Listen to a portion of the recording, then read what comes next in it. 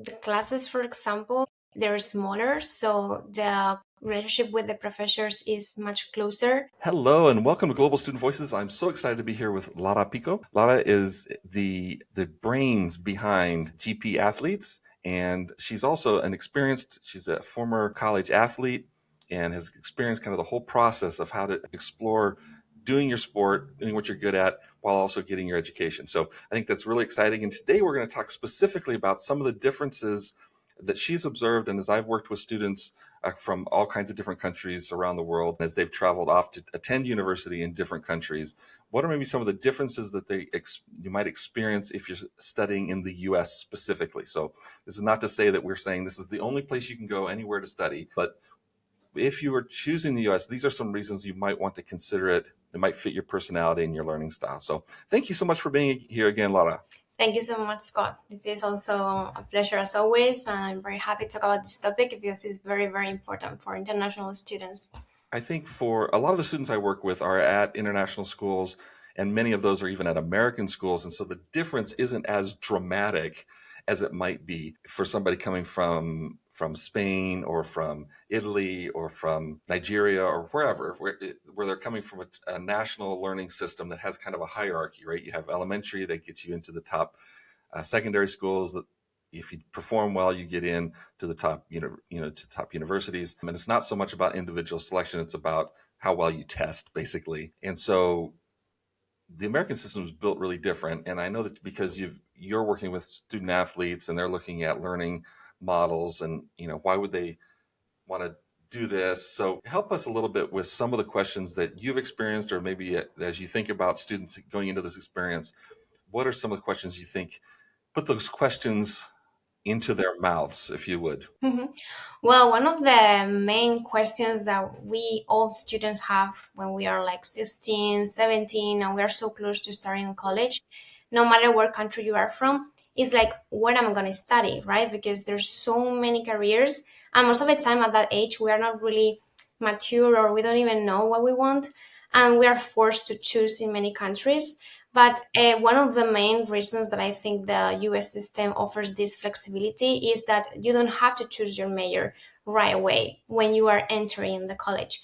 You basically have like 1 year of getting like core classes, and then you can even get classes from different subjects areas, and then choose your major. So for me, honestly, knowing that many students struggle with this at the beginning is one of the main reasons that I say, don't worry, you have 1 year to figure it out, just explore, just like learn the experience and everything, and then you choose.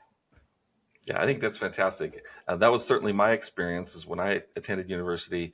I had some ideas of a couple of different areas that I was interested in, and I had an excellent advisor who said, take a class from each of those areas your first year, and then don't put any pressure on yourself. Just take those classes, have the experience, maybe ask some questions of the professor in terms of like, what do you do with this job? What if I had this major? What kind of job would that be? Explore that a little bit, and it was very helpful for me. And I was at a smaller liberal arts school, so we actually had 2 years before we had to declare a major. And I think even at that school, they now make you declare after your first year, but you can always change. And I think that's really different from some of the other systems out there where you have to know, even to apply, you're applying specifically for that program. And that's true of some big state universities in the US as well, where they require a major. A lot of them have major as a requirement in the application. And I think the big surprise is people don't know you can put undeclared. That's a legitimate answer. Like that's a major declaration, which just means that they're going to give you an advisor that's really going to help you make your selection as opposed to one who's a specialist in a particular area. So I think that's a really important thing to know when people are applying and thinking about studying abroad. Yeah, exactly. And then we can connect it with the resources because you just mentioned one of them is like this important figure. The advisor is someone and is gonna guide you through the whole college experience. And that's what I tell my students is like, don't worry, like you're gonna get an advisor. You're gonna sit down with this person, and then it's gonna help you to say, okay, what you want to study on. Let's also create your own curriculum. And this is something that it's very it's very cool, because you end up with a very unique curriculum. And no matter that you are with the same people in the same class, when you finish this college experience, this person next to you may have like a very different curriculum than you. And then for the job opportunities, this is so relevant, because you are not the same as everyone else. You are just different. And in our countries, unfortunately, we kind of like go with the same path, the same classes, the same everything. So then when you are end up in this job, searching job experience, it's like, I don't know what I'm different, because my curriculum is the same as these other hundred of people. Yeah. Yeah, and I I think that's hard for people to imagine because we're so used to kind of this manufacturing model of education, which is very shameful on us as humans that we did this, that we thought we found manufacturing to be very efficient and we applied it to education, which is a horrible application. Yeah. But universities do that too around the world, where you come up with the set courses that we think everybody needs to know some of this, some of this, some of this, some of this. And if we give everybody that base, we start that in elementary school, and in some cases go all the way through university. So if you have a degree in political science, you've taken, this world history course, this civics course, this pre-law course, this all the same. And your description is exactly right at especially at liberal arts schools, but certainly and broadly across all of the American curriculum. If you're a political science major, there are some courses that you take that are common with other people in your major, but you have a lot of choice about how to tweak it, right? So in my class, as a political science major, and this is a bad example because very few people are political science majors, but in my class, one political science major may be looking to actually go into politics, like they want to run for offices and do that. Others want to go into civic service, like they want to work in the public arena. They don't want to hold an office, but they want to work for the betterment of the people around them. I went in because it studied people. Like it was the science of how we related to each other. And so I was very much there kind of as a sociologist, but studying how people make choices. And so I was taking extra philosophy classes, studying history, while others were going on a pure pre-law major. They were going to get their law degree afterwards, and others were in a service major, so they maybe were studying. And then I had a friend next to me who was economics, and he was all about the economics. He had an economics minor, and it went in that whole direction. So it's just very interesting. While even in a small class, we can all have very different profiles, different kinds of internships. Yeah, yeah, totally. And for example, the fact that they have the minors, which is something that in other countries they don't have this, it makes it even more unique, your curriculum, your profile. Because for example, myself, I study psychology, but then I Pardon the interruption. Thanks for listening to this episode of Global Student Voices. We're glad you're here. We try really hard to provide good content for international school leaders, parents, and students. But to know what you want to hear, we need to hear from you. So please reach out and let us know what you'd like to hear next. Now, back to the show. end up adding a biology minor, which in my country that would be impossible. Like you cannot do that. If you study psychology, you have to finish psychology and then you can do a master in something else, but has to be related to psychology. And for me, for example, it was so important to get some experience with the physical body because I think it's super connected. So I say, well, I'm gonna study psychology, but I want something else. And I got this, and that's what makes it even more unique, the fact that you can do majors, minors, double majors, and things like that. And I know that also universities have these relationships, collaborations that you can get a major in a university, but then you can do, like, for example, a minor or a double major combined with the other university. So your title comes from two different institutions. This is something that when I didn't know this when I was a student. I end up learning this when I was helping other students doing this. And I think it's amazing, because literally you are even like getting that mission of let's say a not well-known university, but this non well-known university is connected to a very well-known university, and then you end up having classes from their professors, and I think this Yeah. reciprocity, it's very. Yeah.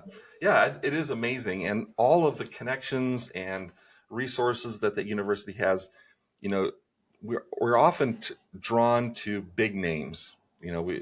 Everybody knows this university or that university, and so we want to be associated with that name. We don't realize that really the experience for an undergraduate degree specifically, if your goal is actually learning and developing your toolbox, doing that at a smaller place can be very helpful because you're actually learning more, and there's more personal resources.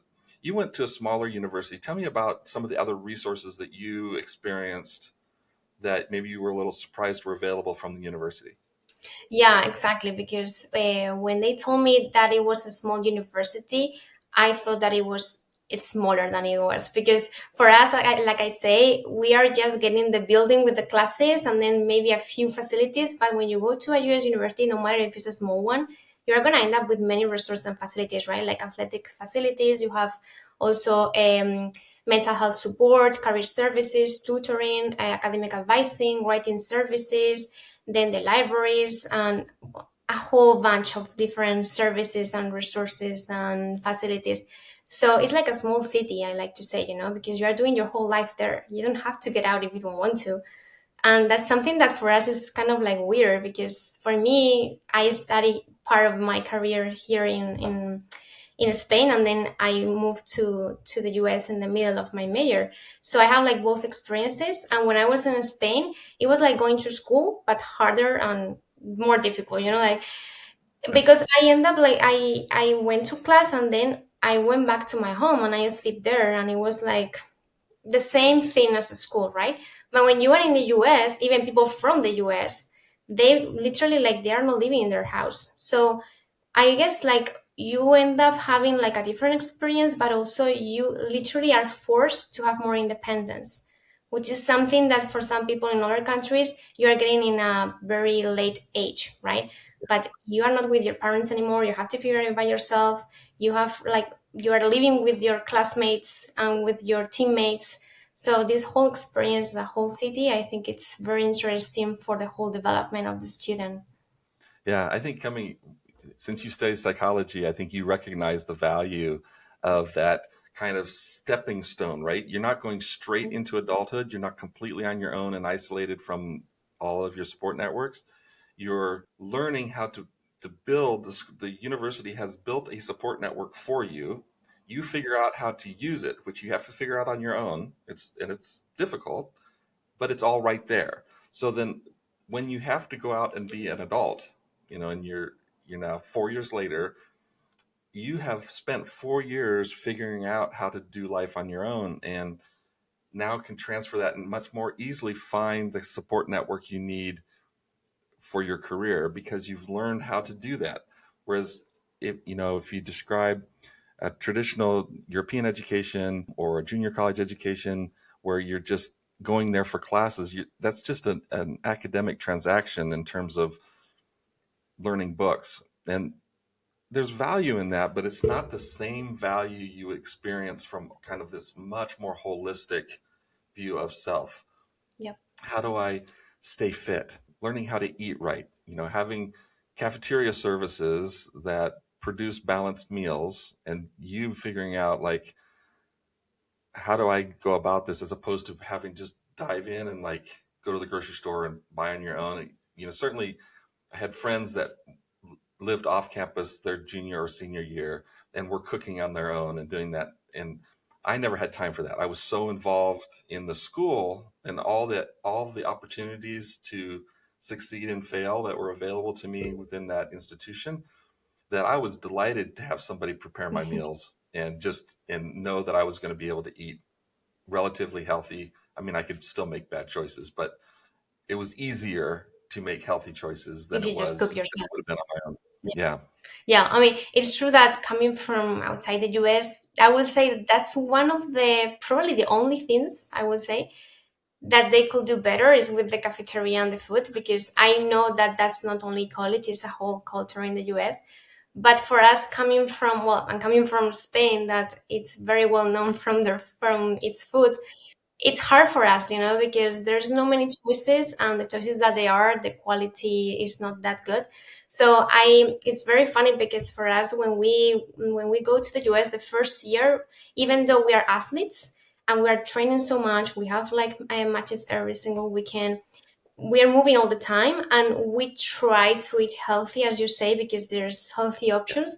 But even though we are doing that, we end up with more weight in the first 1 2 years, and it's incredible because we are doing so much sport. So that's something that I was like, they could do better, and I know there are colleges right now, they are doing a big effort in this because they are receiving feedback from internationals, and they know there's is very important, like for example for athletes, like to have a very good nutrition, you know Hmm. so Yeah, I I live here near to Purdue University, and it's a big state university, and not nearly as individually doesn't cater as much individually as smaller universities do. But they have the same criticism for food. I mean, this is a huge city, and this is 60,000 students, so it's a major metropolis in many ways. But their athletes have their own cafeteria because the cafeteria services just weren't able to do the level of protein and balance that the athletes required. There's some of that. And then also because they have a large international population, they have really shifted 10 years ago, maybe. I apologize for interrupting. I hope you're enjoying this conversation with Lara as much as I am. Unfortunately, due to time, we're going to extend the second half of this conversation to next week. So join us again then.